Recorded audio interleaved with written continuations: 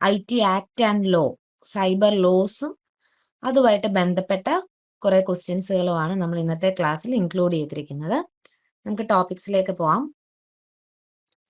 Introduction to IT act, then cyber law, sections in cyber law, then some previous years questions from sections in cyber law. Okay. അപ്പം first of all നമുക്കറിയാം IT act അല്ലേ. IT act എന്താണെന്നുള്ളതിനെ പറ്റി എന്തെങ്കിലും ഒരു idea ഉണ്ടോ?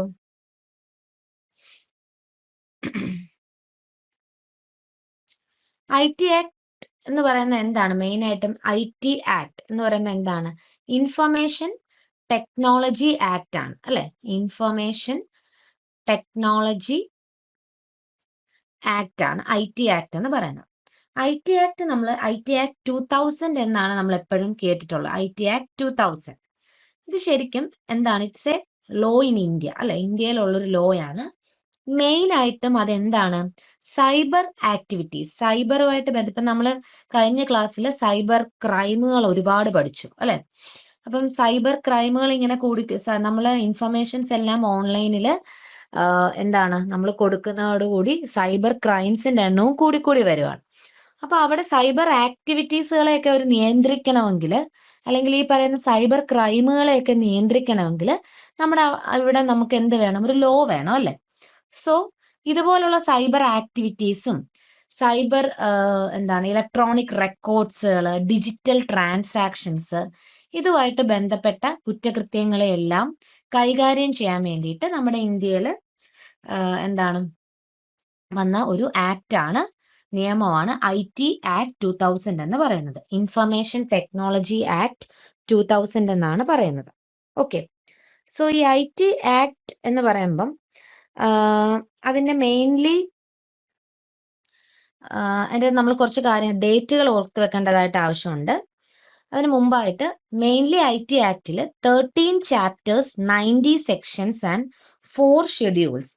നമ്മുടെ IT act എന്ന് പറയുമ്പം നമ്മുടെ സാധാരണ ലോസ് ഒക്കെ പറയുന്ന പോലെ 13 ചാപ്റ്റേഴ്സ് ഉണ്ട്, അതിന് 90 സെക്ഷൻസുകളുണ്ട്, 4 ഷെഡ്യൂൾസുകളുണ്ട്. ഇങ്ങനെയാണ് ആ ഒരു IT ആക്ട് വെച്ചിരിക്കുന്നത്.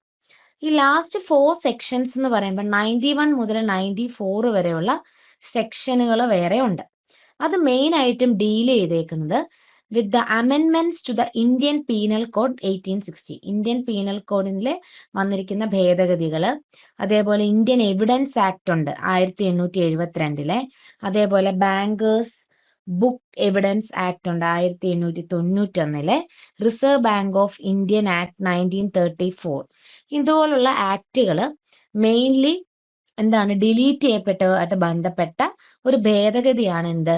ഈ 91 മുതൽ 94 കിടക്കുന്നത്. ഓക്കെ. അപ്പൊ അതൊന്ന് ഓർത്ത് വെക്കണം.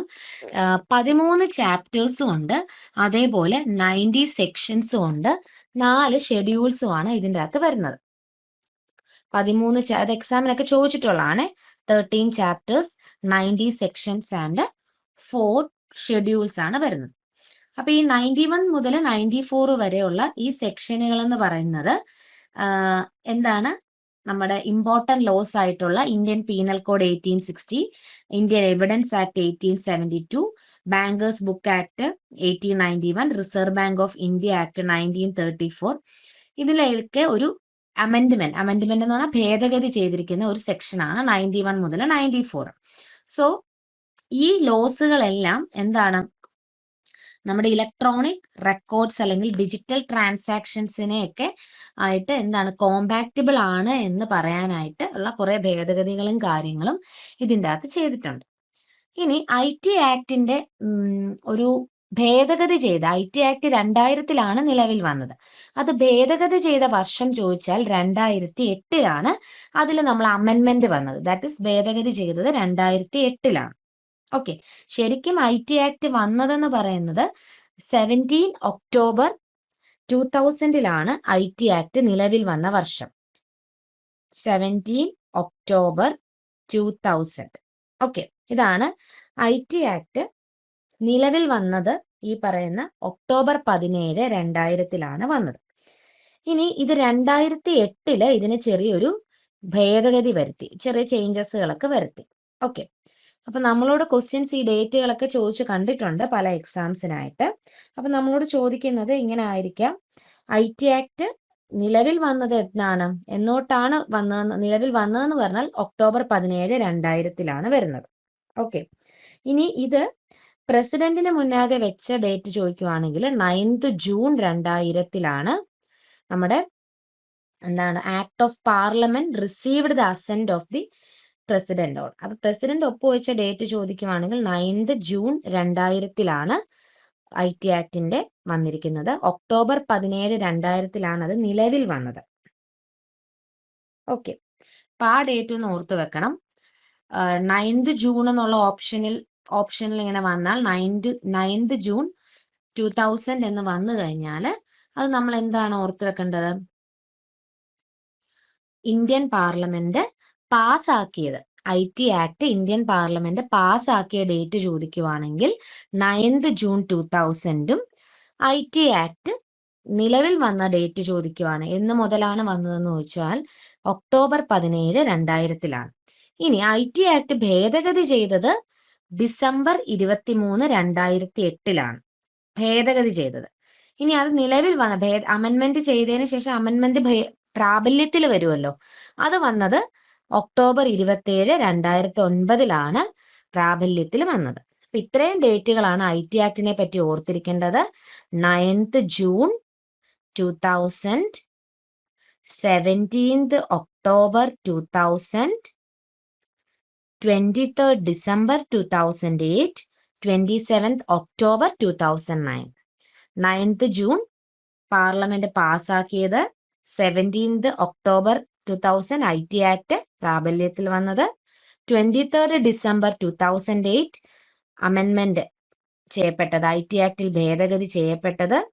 ആ ഭേദഗതി ചെയ്തത് പ്രാബല്യത്തിൽ വന്നത് ഒക്ടോബർ 27, 2009. ഇത്രയും ഡേറ്റുകളും കാര്യങ്ങളും ഓർത്തു വെക്കണം. ഇനി അതുപോലെ ഒരു കാര്യം കൂടി ഓർക്കണം. IT ആക്ട് 2008 ഭേദഗതി ചെയ്തപ്പോൾ അതിൻ്റെ അകത്ത് 14 ചാപ്റ്റേഴ്സ് ആയി, 14 ചാപ്റ്റേഴ്സുകൾ വന്നു. അതുപോലെ 124 സെക്ഷൻസ്, 124 സെക്ഷനുകൾ ആഡ് ചെയ്തു, 2 ഷെഡ്യൂൾസ് ആയിട്ട് മാറി. അതും കൂടി ഓർത്തു വെക്കണം. തുടക്കത്തില് 13 ചാപ്റ്റേഴ്സും 90 സെക്ഷൻസും 4 ഷെഡ്യൂൾസും ആയിരുന്നു. അമെന്റ്മെന്റ് ചെയ്തപ്പോൾ 14 ചാപ്റ്റേഴ്സ്, 124 സെക്ഷൻസ്, 2 ഷെഡ്യൂൾസ്. ഓക്കെ, ഇങ്ങനെയാണ് IT ആക്ട് 2008 ഇങ്ങനെയാണ് അത് വന്നത്. അപ്പൊ ഇത് ഓർത്ത് വെക്കേണ്ട ഡേറ്റ് ഓർത്തോണം. IT ആക്ട് 2000 വാസ് എനാക്റ്റഡ് എന്ന് ചോദിച്ചാൽ 9th June 2000, അതായത് പാർലമെന്റ് പാസ്സാക്കിയത്, ആക്ട് പാസ്സാക്കിയതാണിത്. ഇനി IT act came into force എന്ന് പറഞ്ഞാൽ എന്ന് തൊട്ടാണ് വന്നത്? 17th October 2000. Clear? Then offenses and relevant penal sections in cyber crime. അപ്പൊ നമ്മൾ ഇവിടെ IT ആക്ടിൽ കുറെ പഠിക്കേണ്ട മെയിൻ ആയിട്ടുള്ള കാര്യം നമ്മൾ പറഞ്ഞല്ലേ, കുറെ സെക്ഷൻസും ഉണ്ട്, കുറെ ചാപ്റ്റേഴ്സും ഉണ്ട്. ഓരോ സെക്ഷൻസുകളും എന്തിനൊക്കെ ഏതൊക്കെ ക്രൈമുകളെ ആണ് പറയുന്നതും അതിന്റെ പണിഷ്മെന്റും കാര്യങ്ങളും നമ്മൾ പഠിച്ചു വെക്കണം. അതാണ് ഈ ഒരു ഏരിയയിൽ നിന്ന് നമുക്ക് എപ്പോഴും വരുന്ന ക്വസ്റ്റ്യൻസ് എന്ന് പറയുന്നത്. അപ്പം ഓരോ രീതിയിലുള്ള സൈബർ കുറ്റകൃത്യങ്ങൾക്കും ഓരോ രീതിയിലുള്ള പണിഷ്മെന്റുകളുമാണ്, ഓരോ സെക്ഷനുകളുമാണ് അത് കൈകാര്യം ചെയ്യുന്നത്. ഓക്കെ, അപ്പൊ ആദ്യം പറയുന്നത് mobile phone lost or stolen. അപ്പൊ മൊബൈൽ ഫോണുകളൊക്കെ നഷ്ടപ്പെടുവോ അല്ലെങ്കിൽ മോഷ്ടിക്കുകയോ ഒക്കെ ചെയ്യുവാണെങ്കിൽ അതിന്റെ സെക്ഷൻ ഇവിടെ പറയുന്നില്ല, ജസ്റ്റ്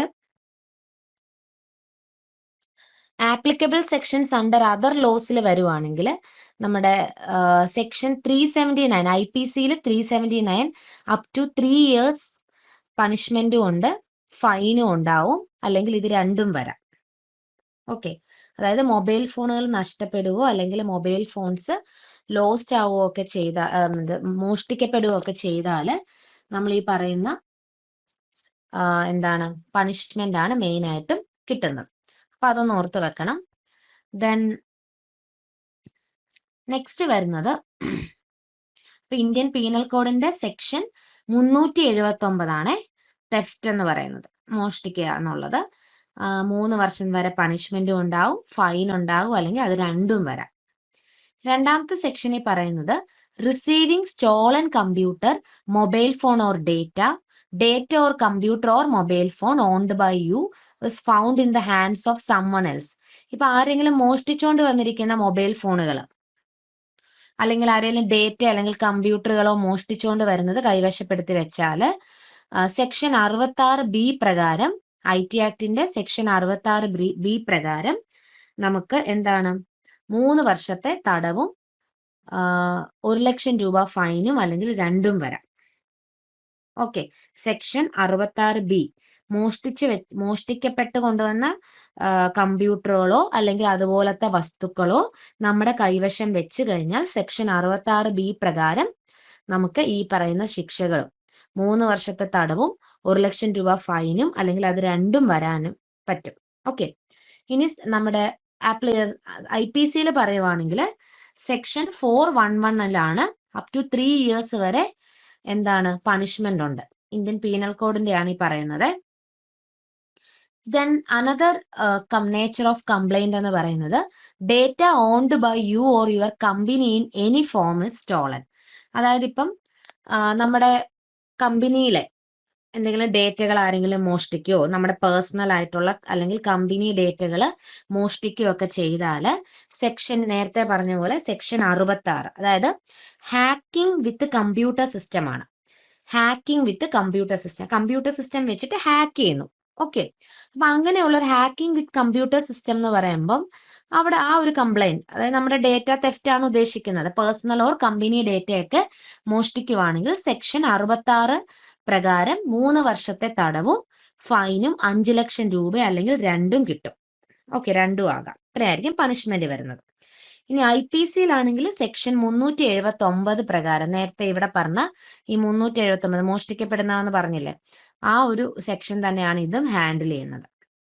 ഇനി നമ്മുടെ a password is stolen and used by someone else for fraudulent purpose. നമ്മുടെ പാസ്വേഡുകളൊക്കെ ആരെങ്കിലും മോഷ്ടിച്ചാലും അത് നമുക്ക് എന്താണ് കേസ് കൊടുക്കാൻ പറ്റും അല്ലെ.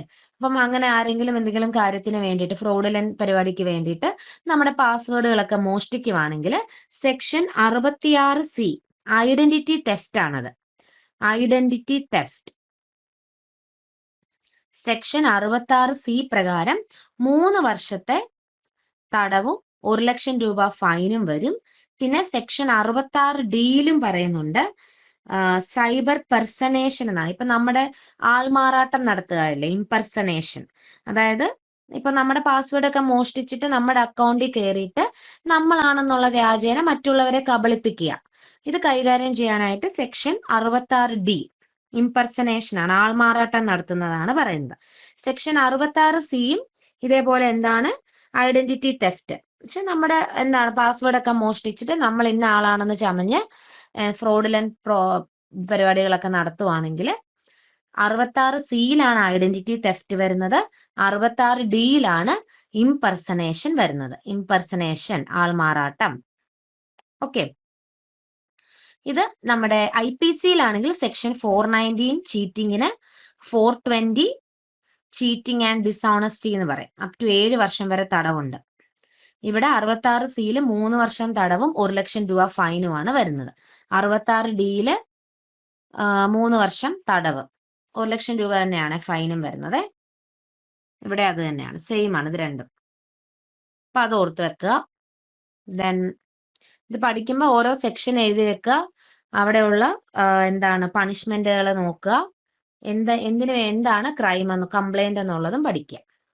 ഇനി നെക്സ്റ്റ് അപ്പം 66 നമ്മളിപ്പോ ഇതിൽ നിന്ന് പഠിച്ചു വെച്ചിട്ട് 66B എന്ന് പറയുമ്പം മോഷ്ടിച്ചു കൊണ്ടുവന്ന കമ്പ്യൂട്ടറോ അതുപോലെയുള്ള മൊബൈൽ ഫോണോ അതുപോലുള്ള റിസോഴ്സസുകളോ കൈവശം വെക്കുവാണെങ്കിൽ 66B പ്രകാരം എന്താണ് കേസ് ഫയൽ ചെയ്യും.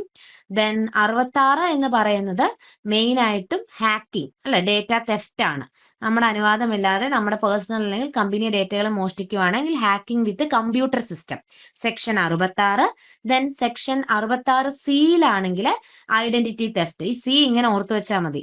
C എന്ന് പറയുമ്പോൾ നമ്മുടെ ഐഡന്റിറ്റി കാർഡ് ഓർത്തു വെച്ചാൽ മതി, കാർഡ് എന്ന് ഓർത്താൽ മതി. ഓക്കെ, അപ്പം ഐഡന്റിറ്റി തെഫ്റ്റ് എന്ന് ഓർത്തു വെക്കാം. ദെൻ 66D എന്ന് പറയുന്നത് എന്താണ് ഞാൻ പറഞ്ഞ ആൾമാറാട്ടം, ഇംപെർസനേഷൻ ആണ്. അത് ഡി നമ്മളിപ്പം എന്തെങ്കിലും ഒരു കോഡ് പോലെ നിങ്ങൾ ഓർത്ത് വെക്കുകയാണെങ്കിൽ നിങ്ങൾക്ക് ഇങ്ങനെ ഒരു കണക്ട് ചെയ്ത് പഠിക്കാനായിട്ട് പറ്റും. അപ്പൊ സി എന്ന് പറയുമ്പോൾ നമ്മൾ ജസ്റ്റ് കാർഡെന്ന് ഓർത്താൽ ഐഡന്റിറ്റി കാർഡെന്ന് ഓർത്താൽ ഐഡന്റിറ്റി തെഫ്റ്റ് എന്ന് ഓർക്കാം. ഡി ഇപ്പം എന്തെങ്കിലും ഇംപെർസനേഷനുമായിട്ട് ബന്ധപ്പെട്ട ആൾമാറാട്ടവുമായിട്ട് ബന്ധപ്പെട്ട ഡ്യൂപ്ലിക്കേറ്റ് എന്നോ അങ്ങനെ എന്തെങ്കിലും ഒരു കോഡ് ഓർത്ത് വെച്ച് പഠിച്ചാൽ നല്ലതായിരിക്കും. Then fifth one, an email is read by someone else by fraudulently making use of password. അതായത് സെക്ഷൻ 66 തന്നെ ഒരു ഇമെയിൽ, ഇപ്പം നമ്മൾ ഒരാളുടെ ഇമെയില് വായിക്കുന്നു, അയാളുടെ അനുവാദം ഇല്ലാതെയോ വല്ലോ നമ്മൾ ഇമെയിൽ വായിച്ചിട്ട് എന്താ ചെയ്യുന്നത്, എന്നിട്ട് അത് ഉപയോഗിച്ച് നമ്മൾ എന്ത് ചെയ്യുന്നു, ഇപ്പൊ പാസ്വേഡൊക്കെ മറ്റുള്ളവരുടെ പാസ്വേഡ് അടിച്ചു മാറ്റിയിട്ടായിരിക്കുമല്ലോ നമുക്ക് ഇമെയിൽ വായിക്കാൻ പറ്റുന്നത്, അയാളുടെ ജിമെയിലിൽ കയറുന്നത്.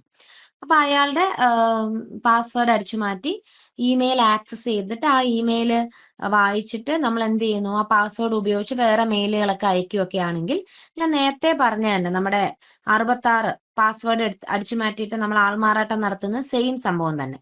സെക്ഷൻ 66 ഓഫ് IT ആക്ട് 3 വർഷം തടവും 5 ലക്ഷം രൂപ പിഴയും ഇത് രണ്ടും വരും. ദെൻ സെക്ഷൻ 66C നമ്മുടെ ഐഡന്റിറ്റി തെഫ്റ്റ്, ആൾമാറാട്ടം നടത്തുമല്ലേ, ഒരാളുടെ ഈ പാസ്വേഡ് അടിച്ചു മാറ്റി ഇമെയിൽ കയറി മെയിൽ അയക്കുക, ഇന്ന ആളാണെന്ന് പറഞ്ഞ് മെയിൽ അയക്കുവാണ്. സോ അവിടെ ഐഡന്റിറ്റി തെഫ്റ്റ് ആണ് വരുന്നത്. സോ സെക്ഷൻ 66C ആണ് 3 years പണിഷ്മെന്റും ജയിൽവാസവും പിന്നെന്താണ് 1 ലക്ഷം രൂപ ഫൈനുമാണ് വരുന്നത്. ഓക്കെ, അൺഓതറൈസ്ഡ് ഇമെയിൽ ആക്സസ് ആണ് ഇവർ ഉദ്ദേശിക്കുന്നത് കേട്ടോ. Then biometric thumb impression is misused.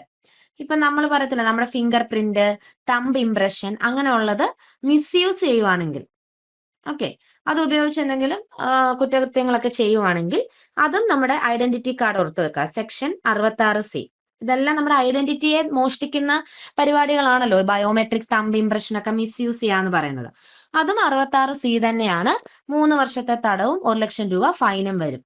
Okay, then അപ്പൊ ബയോമെട്രിക് എന്ന് പറയുമ്പോൾ നമുക്ക് അതിൻ്റെ അകത്ത് എന്തൊക്കെ പറയാം, ഫിംഗർ പ്രിന്റ്, പാസ്വേഡ് ഒക്കെ പോലെയുള്ളത് എല്ലാം ഐഡന്റിറ്റി തെഫ്റ്റുമായിട്ട് ബന്ധപ്പെട്ടതാണെന്ന് ഓർത്തു വെക്കണം. Then electronic signature of digital signature is misused. Digital അല്ലെങ്കിൽ ഇലക്ട്രോണിക് സിഗ്നേച്ചറുകൾ മിസ്യൂസ് ചെയ്യുക, നമ്മുടെ ഇലക്ട്രോണിക് സൈനുകൾ ഉണ്ടല്ലോ, ഡിജിറ്റൽ സൈൻ ഒക്കെ, അത് മിസ്യൂസ് ചെയ്യുവാണെങ്കിൽ അവിടെ എന്ത് തന്നെയാണ്, IT ആക്ട് സെക്ഷൻ 66C തന്നെയാണ്, ഐഡന്റിറ്റി തെഫ്റ്റ് തന്നെയാണ് വരുന്നത്. ഫ്രോഡ് ഐഡന്റിറ്റി അല്ലേ, നമ്മുടെ സിഗ്നേച്ചർ ഉപയോഗിച്ച് എന്താണ് ഫ്രോഡ് എന്താണ് പരിപാടികൾ നടത്തും. സോ ഐഡന്റിറ്റി തെഫ്റ്റ് തന്നെയാണ് വരുന്നത്, 66C തന്നെയാണ് അതും വരുന്നത്. Then a phishing email is send out in your name asking for login credentials. നമ്മുടെ പേരിൽ നമ്മൾ അറിയാതെ ഒരു ഫിഷിംഗ് ഇമെയിൽ എന്തായിരുന്നു ഞാൻ പറഞ്ഞേ, ഏതെങ്കിലും ഒരു ഒറിജിനൽ ഇമെയിൽ ആയിട്ട് തോന്നുന്ന രീതിയിൽ ഒരു ലിങ്ക് തരും, ഒരു മെയിലിൽ കൂടെ എന്തെങ്കിലും ലിങ്കോ മറ്റോ തരും. നമ്മളത് ക്ലിക്ക് ചെയ്തിട്ട് ചിലപ്പം ഫോം പോലെയൊക്കെ തരും, ഫില്ല് ചെയ്യാനും ഒക്കെ തരും, OTP അങ്ങനെ എന്തെങ്കിലുമൊക്കെ ഫില്ല് ചെയ്യാനൊക്കെ തരും. ഫേക്ക് ഇമെയിലുകളാണ്, ഫേക്ക് ഇമെയിലുകളായിട്ട് അയച്ചിട്ട് നമ്മുടെ എന്താണ് ഡീറ്റെയിൽസ് ചോദിക്കും, ലോഗിൻ ഡീറ്റെയിൽസ് ഒക്കെ ഫില്ല് ചെയ്യാനായിട്ട് ചോദിക്കും. അപ്പൊ അതും അതെന്തായിരിക്കും, ഫേക്ക് ഇമെയിൽ ആയിട്ട് അയക്കുക അല്ലേ ചെയ്യുന്നത്. സോ 66D ചീറ്റിംഗ് ആണല്ലോ, ആൾമാറാട്ടം നടത്തി ചീറ്റിംഗ്, നമ്മുടെ പേരിലാണ് അയക്കുന്നത്, നമുക്ക് അറിഞ്ഞൂടല്ലോ. സോ 66D ആണ് അത് കൈകാര്യം ചെയ്യുന്നത്. 3 വർഷം തടവും 1 ലക്ഷം രൂപ ഫൈനും വരും. അതിന് IPC 419 സെക്ഷൻ 419 ആണ് അത് ഹാൻഡിൽ ചെയ്യുന്നത്, ഇന്ത്യൻ പീനൽ കോഡിൽ. Then capturing, publishing or transmitting the image of a private area without any person's consent or knowledge. അതായത് ഒരാളുടെ അനുവാദമില്ലാതെ അയാളുടെ പ്രൈവറ്റ് ഇമേജസുകളൊക്കെ അയാളുടെ അനുവാദമില്ലാതെ എടുത്തിട്ട് എന്ത് ചെയ്യുന്നു, ഷെയർ ചെയ്യുകയും, എടുക്കുന്നതും തെറ്റാണ്, അത് പബ്ലിഷ് ചെയ്യുന്നതും തെറ്റാണ്, അത് സോഷ്യൽ മീഡിയയിൽ കൂടെ അല്ലെങ്കിൽ ഓൺലൈനിൽ കൂടെ അത് ട്രാൻസ്ഫർ ചെയ്യുന്നതും തെറ്റാണ്. ഓക്കെ, അപ്പൊ അങ്ങനെ വരുവാണെങ്കിൽ IT ആക്ടിലെ സെക്ഷൻ 66E ആണത് ഹാൻഡിൽ ചെയ്യുന്നത്. ഓക്കെ, വയലേഷൻ ഓഫ് പ്രൈവസി ആണ് അതിൻ്റെ അകത്ത് വരുന്നത്. പ്രൈവസിയെ വയലേറ്റ് ചെയ്യുന്നു, അയാളുടെ അനുവാദമില്ലാതെ എന്ത് ചെയ്യുന്നു, പ്രൈവസി വയലേറ്റ് ചെയ്യുവാണ് ചെയ്യുന്നത്. ക്ലിയർ ആണോ? വോയിസ് ഒക്കെ ക്ലിയർ ആണോ? അപ്പം സെക്ഷൻ 66C ആണ് capturing, publishing or transmitting the image of a private area without any person's consent or knowledge. 66E ആണ് വയലേഷൻ ഓഫ് പ്രൈവസി ആണ് വരുന്നത്. സെക്ഷൻ 292 IPC ആണ്. IPCയിലെ 292 ആണ് പറയുന്നത് ഒബ്സീൻ കണ്ടന്റ്. ഒബ്സീൻ കണ്ടന്റ് എന്ന് പറഞ്ഞാൽ എന്തായിരുന്നു? അശ്ലീല ചിത്രങ്ങൾ പ്രചരിപ്പിക്കുന്നത് എന്താണ്, മറ്റുള്ളവർക്ക് ഷെയർ ചെയ്ത് കൊടുക്കുന്നത്, മീഡിയയിൽ ഇടുന്നത്, ഇതെല്ലാം കുറ്റകൃത്യമാണ്. IPC സെക്ഷൻ 292 പ്രകാരം 2 വർഷം തടവും 5 ലക്ഷം ആൻഡ് ഫൈൻ റുപ്പീസ് 2000 റുപ്പീസ് ഫൈനും അപ് ടു 5 years 5 വർഷം വരെ 2000 രൂപയും 5000 രൂപ ഫോർ രണ്ടാമത്തെ വർഷം. അതായത് ആദ്യത്തെ 5 വർഷം 2000 രൂപ അടച്ചുകൊണ്ടിരിക്കണം. പിന്നത്തെ രണ്ടാമത്തെ വർഷം സെക്കൻഡ് ആൻഡ് സബ്സിക്വന്റ് കൺവിക്ഷൻ അനുസരിച്ച് 5000 രൂപയായിരിക്കും ഫൈൻ പോകുന്നത്. ഓക്കെ, ഇങ്ങനെയാണ് അതിന്റെ പണിഷ്മെന്റ് എന്ന് പറയുന്നത്. ദെൻ ടാമ്പറിംഗ് എന്നാണ്. Tampering with computer source document എന്താണ് ഉദ്ദേശിക്കുന്നത്? സെക്ഷൻ, അതായത് നമ്മളെ കമ്പ്യൂട്ടർ യൂസ് ചെയ്തിട്ട് നമ്മൾ എന്ത് ചെയ്യുന്നു, നമ്മുടെ എന്താണ് കമ്പ്യൂട്ടർ ഡേറ്റാസ് ഒക്കെ, ഇപ്പൊ പ്രോഗ്രാം കോഡ് ആണെങ്കിലും അങ്ങനെയുള്ള കാര്യങ്ങളെല്ലാം നമ്മൾ എന്ത് ചെയ്യുന്നു, ടാമ്പർ ചെയ്യുന്നു. ദാറ്റ് ഇസ് എന്താണ്, തെറ്റായ, ഇപ്പൊ ഒരു വെബ്സൈറ്റിൽ നമുക്കിപ്പം ശരിയായിട്ടുള്ള കാര്യങ്ങൾ മാറ്റിയിട്ട് തെറ്റായിട്ടുള്ള കാര്യങ്ങൾ നമ്മൾ ഉൾപ്പെടുത്തുന്ന രീതി. ഓക്കെ, അതാണ് ടാമ്പറിംഗ് കൊണ്ട് ഉദ്ദേശിക്കുന്നത്. മാറ്റങ്ങൾ വരുത്തുക. ഇപ്പൊ കറക്റ്റ് ആയിട്ടുള്ള വെബ്സൈറ്റിൽ കുറെ ഡേറ്റ കിടക്കുന്നതെങ്കിൽ നമ്മൾ അതിനെ മാറ്റിയിട്ട് എന്താണ്, തെറ്റായിട്ടുള്ള ഇൻഫർമേഷൻസ് കൊടുക്കുക, ചേഞ്ചസ്, കമ്പ്യൂട്ടറിലെ കോഡ് സോഴ്സ് ഡോക്യുമെന്റുകളൊക്കെ കാണുമല്ലോ, ആ ഡോക്യുമെന്റുകൾ എന്ത് ചെയ്യുന്നു, അതൊക്കെ ടാമ്പർ ചെയ്യുക, മാറ്റങ്ങൾ വരുത്തുക. സൈബർ ടാമ്പറിംഗ് എന്നും പറയും കേട്ടോ. സൈബർ ചേഞ്ച് ചെയ്യുക ഉള്ളതാണ് ഉദ്ദേശിക്കുന്നത്. ചേഞ്ചിങ്, പിന്നെ അതേപോലെ ഡിലീറ്റ് ചെയ്ത് കളയുക, ഇമ്പോർട്ടന്റ് ആയിട്ടുള്ള എന്തെങ്കിലും ഡേറ്റാസ് ഉണ്ടെങ്കിൽ ഹൈഡ് ചെയ്ത് കളയുക. ഇതെല്ലാം tampering with computer source document ആണ്.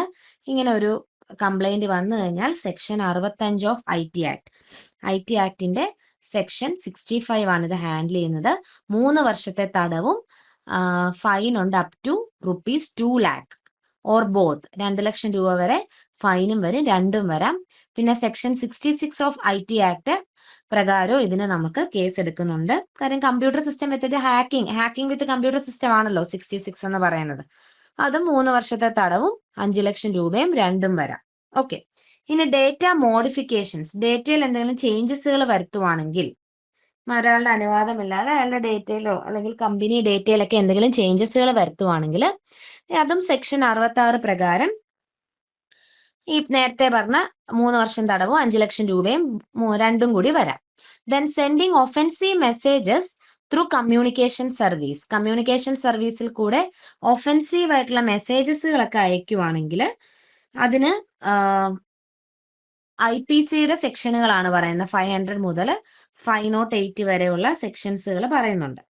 ഓക്കെ, അത് ഇവിടെ ഉണ്ടായിരുന്നു. അതായത് നമ്മുടെ സൈബർ IT ആക്ടിന്റെ അകത്ത് സെക്ഷൻ 66A ആയിരുന്നു ഈ പറയുന്ന ഒഫെൻസീവ് മെസ്സേജസുകൾ അയച്ചു കഴിഞ്ഞാൽ അതിനെതിരെ പണിഷ്മെന്റ് എടുക്കുന്നത്. അത് പിന്നീട് നമ്മുടെ 2008 അമെന്റ്മെന്റിന്റെ സമയത്ത് അത് നീക്കം ചെയ്തിരുന്നു. അത് ഞാൻ ഡീറ്റെയിൽ ആയിട്ട് പറയാം. അപ്പം IT ആക്ടിൽ 66A ആയിരുന്നു ഡീൽ ചെയ്തിരുന്നത്.